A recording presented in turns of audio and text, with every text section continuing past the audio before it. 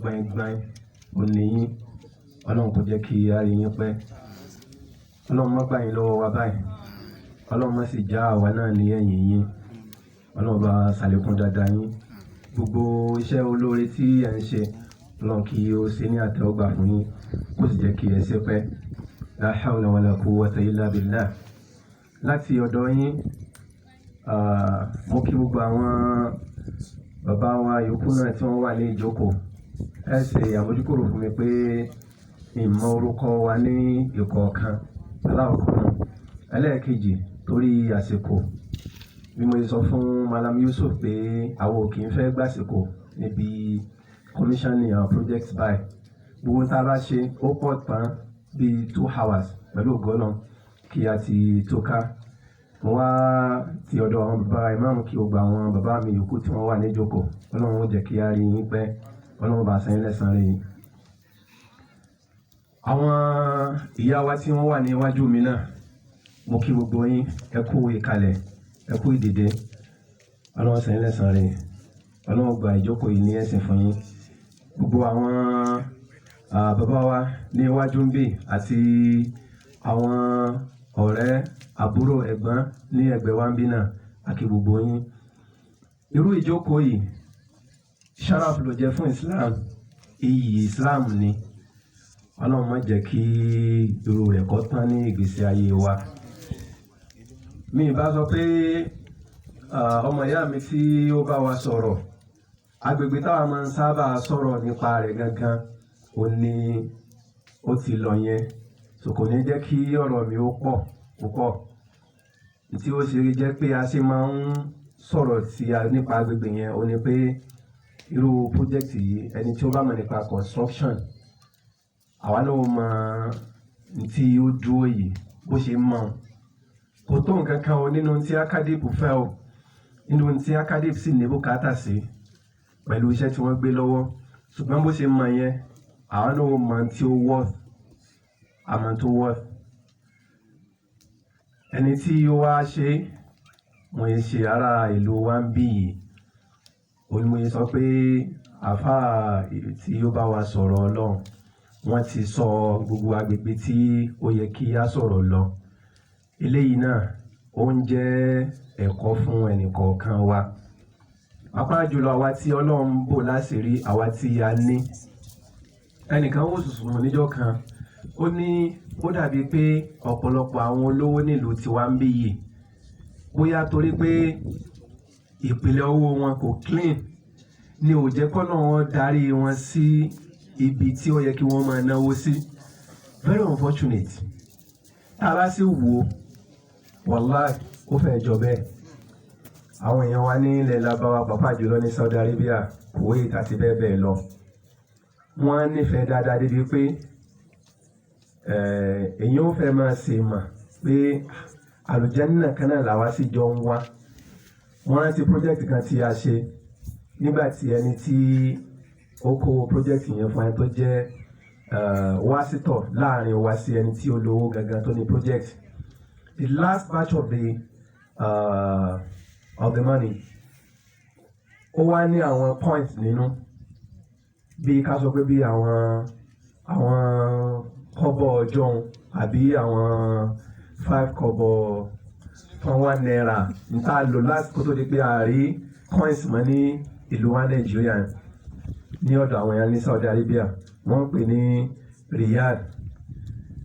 so àti halala ó wá ní nínú wọ́n á béèrè pé kí ni ẹfẹ́fẹ́ lè ṣe ó ní ìgbà tí wọ́n ń dáwó project yìí pé ẹnìkan nú àwọn ọmọ òun náà wá mú owó rẹ̀ tí bí àwọn ọmọ kéékèèké lọ́dọ̀ wa ṣe máa dá owó jọ tí wọ́n ra báńkì tí wọ́n máa dá owó jọ sí i òun náà wá kó tiẹ̀ àwọn tó wá ní lọ́nu pé òun náà fẹ́ dá sí i. whereas project yìí ẹnìkan òun ló kú nínú family tí wọ́n sọ pé àwọn fẹ́ ṣe nǹkan ní tí ó jẹ́ iṣẹ́ olóore tí ó lọ máa bá ọmọ yìí náà wá fi tiẹ̀ dá sí i. ẹ dákun to this extent ọmọ kékeré owó oúnjẹ tí ń dájọ́ so al-khayru muta'assil fi tabi'atihi yàní kéèyàn máa ṣe dáadáa ó ti di nature wọn ó ti di ẹ̀jẹ̀ wọn ẹ dákun ẹ jẹ́ ká lọ cultivate habit yìí ẹ jẹ́ try láti cultivate habit yìí ó ṣe pàtàkì àlùjánnà táwọn èèyàn yẹn ń wá òun làwa náà ń wá àlùjánnà kan náà ni a jọ lọ bí idhnil hayyil qayyum ọlọ́run kò sí gbogbo wa lọ́mọ àlùjánnà so aspect yìí máa náwó sójú ọ̀nà ọlọ́run ó ṣe pàtàkì. Akadib Academy of Islamic Propagation in Nigeria ọlọ́run bá ṣàlékún dáadáa yín mo rò pé àwọn Akadib kan lẹ̀ mo ti rí àwọn aṣọ ẹgbẹ́jọdá kan li an yahdiya Allahu bika rajulan wahidan khayrun laka min humrin ni'am kọ́nà ọba ó fi kọ́nìfì ẹnìkan mọ̀nà láti ara rẹ̀ ó lóore fún ọjọ́ kínní ju ràkúnmí pupa lọ lọ́dọ̀ àwọn Lárúbáwá nínú àwọn min anfas amwal al-arab nǹkan tó ní e lórí jù nínú àwọn tó ní e lórí jù pàápàá jù láyé john láyé Ànábì Muhammad sallallahu alaihi wasallam ó ní ràkúnmí pupa tí ó ń ṣe ọlọ́run sọ́lá tó fi ṣe àpèjúwe yìí ọlọ́run sọ fún wa pé kí ọlọ́run bó fi èèyàn ṣe kòńgẹ́ kọ́ wá gba ìsìláàmù látọwọ́ èèyàn àánú ọlọ́run tó ga ni nínú ẹgbà ọ̀rọ̀ wa kan sì mọ ó ṣe lẹ́sẹ̀ ńlẹ̀ tó ní khairu mina dunya wa ma fiha ó lóore ju ayé àti ń tọ́wà nù rẹ̀ lọ kéèyàn ò kọ́nà bó fi ẹnìkan mọ̀nà látọ̀yí pàṣẹ èèyàn àwa mọ iye ẹni tí ọlọ́run bá ti fi mọ̀nà nípasẹ̀ Akadib ọlọ́run kọ́ wọn bá kún yín lọ́wọ́ Malam Yusuf àti gbogbo àwọn tí ẹjọ́ gbé iṣẹ́ yìí dání ọlọ́run jẹ́ kẹ́ ẹ ṣiṣẹ́ náà pẹ́ ọlọ́run bá dó tì yín a mọ̀ pé tí ó pọ̀ ó ní Akadib ní bùkátà sí wọ́n ti ní proposed site for the university for the Academy University ọlọ́run ó jẹ́ kí ó jẹ́ àmúṣẹ ọlọ́run ní jẹ́ ó jẹ́ ọ̀rọ̀ orí ìwé lásán ṣùgbọ́n tí ó bá ní jọ́rọ̀ orí ìwé lásán ta ni àwọn olówó àlọ́run rẹ̀ gbogbo àwa tá a wà nílẹ̀ yìí náà ni àwa tá a jẹ́ mùsùlùmí àwa tá a wà nílẹ̀ yìí náà ni ọlọ́run kún wa lọ́wọ́ ẹ jẹ́ á gbé ní àdéhùn pé a fẹ́ ran iṣẹ́ ọlọ́run lọ́wọ́ lára Akadib ó ṣe pàtàkì ẹ jẹ́ á gbé ní àdéhùn pé a fẹ́ ran iṣẹ́ ọlọ́run lọ́wọ́ lára Akadib àwọn èèyàn mi the Arab Friends tí ọlọ́run fi project yìí ṣe dáadáa fún tọ́lọ́run sì ń lò ní sábàbí ìgbà tí a sọ fún wọn briefly nípa Akadib Malam Yusuf lè jẹ́rìí sí ó fẹ́rẹ̀ tó bí ọdún mẹ́ta tá a ti wá wọn káàkiri tá a mọ̀ pé yóò padà jẹ́ ṣíṣe so there was time táwọn yẹn wá mo try as much as I could pé kí wọ́n meet Malam ìgbà kan wà tó yẹ pé wọ́n sick wọ́n wà lẹ́kọ̀ọ́ ìgbà kan wà tó yẹ pé wọ́n náà travel out so pẹ̀lú àánú ọlọ́run àwọn tí ó jẹ́ Akadib ní Ọ̀yọ́ àwọn làwọn kọ́ rí wọ́n connect àwọn èèyàn wọn nìbàdàn àwọn yẹn náà wá so àjọ meet àwọn ọ̀rẹ́ mi yẹn ní ọdún tọ́lọ́run pé kí ọ̀rọ̀ owó kọ̀ọ̀kan dé etí gbọ́ wọn lẹ́yìn ìgbà táwa ti brief wọn nípa ìgbìyànjú Akadib tán so a sì jẹ́ kí wọ́n mọ̀ pé iṣẹ́ ọlọ́run tí ó ga ni wọ́n ń ṣe kí ọlọ́run kó túbọ̀ máa bá wa kún wọn lọ́wọ́ pẹ̀lú àánú ọlọ́run ó ṣe é ṣe kọjá pé eléyìí ni alákọ̀ọ́kọ́ ìmí ó tún tẹ̀lé inshallah agbèrò bẹ́ẹ̀ ọlọ́run jẹ́ kí ó rí bẹ́ẹ̀ ṣùgbọ́n iṣẹ́ Akadib tí wọ́n gbé lọ́wọ́ ọ̀pọ̀ ju ó jẹ́ pé àwọn ará òkè òkun nìkan ni wọ́n máa bá wa tì wọ́n lẹ́yìn lọ ìmí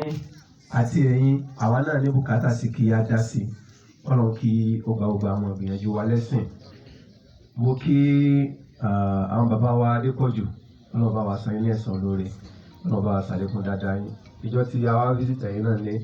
fa gbogbo àwọn oríṣiríṣi àwọn experiences àkóṣàkó lọ ní ìjọ náà so nígbà tí yẹn bá meet His Excellency bàbá wa Bọ́lá Ajíbọ́lá wọ́n ní sọ̀rọ̀sọ̀rọ̀ ni wọ́n torí pé experience pọ̀ tẹ́ bá jókòó tì wọ́n láàrin pé tẹ́ bá fẹ́ lo 1 hour pẹ̀lú wọn ẹ lè lo 4 hours pàápàá jùlọ tó bá jẹ́ kẹ́ni tí wọ́n ráyè fún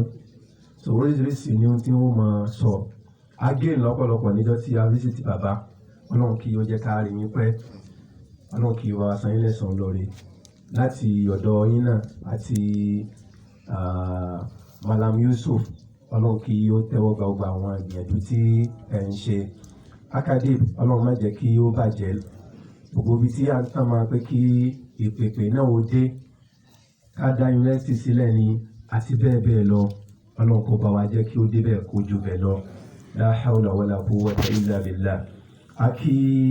gbogbo àwa tí a wá sí ìjókòó yìí láti pọ́n Islam lé láti gbayì Islam ọlọ́run kò ní jẹ́ kí irú ìjókòó báyìí kó tán ní ìgbésí ayé wa yóò sì gba ìjókòó náà ní ẹ̀sìn fún wa ibi tí ẹnìkọ̀ọ̀kan wá ti wá yóò jẹ́ ká bálé láyọ̀ ńgbà tí a bá ń padà yóò fi sọ rẹ̀ sọ wa subhanaka allahumma wa bihamdik ashhadu an la ilaha illa ant astaghfiruka wa atubu ilayk sallu ala nabiyyin karim.